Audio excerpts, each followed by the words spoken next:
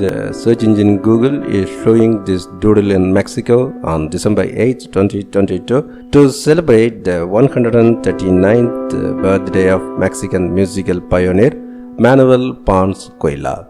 Ponce was the earliest Mexican classical music composer to gain international recognition and a maestro on the guitar.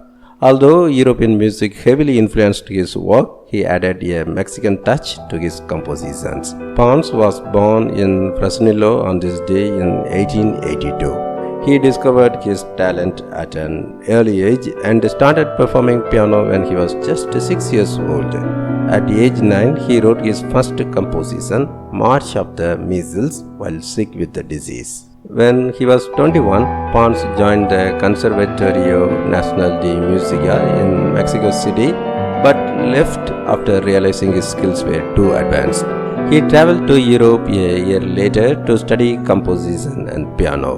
While in Germany, his fellow students encouraged him to incorporate Mexican folk elements into his music, which birthed his original style. In 1912, he returned to Mexico City to teach at the Conservatorio Nacional and composed his most famous work, Estrellita. He studied music in Paris in 1925 and wrote several compositions for the guitar, inspiring other Mexican composers to follow suit.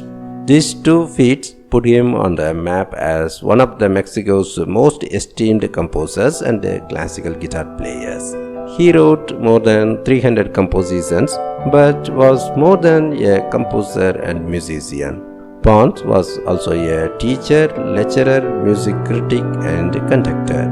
He also penned over 200 essays as the founder and editor of 3 music journals. His styles ranged from baroque to impressionist, classical to romantic, all with a distinct Mexican folk touch. Ponce was awarded the National Prize of Arts and Sciences in 1947. When he passed away the following year, he was buried in the roundhouse of the illustrious men of the Panteon de Dolores, a site that honors those who made a significant contribution to Mexican society.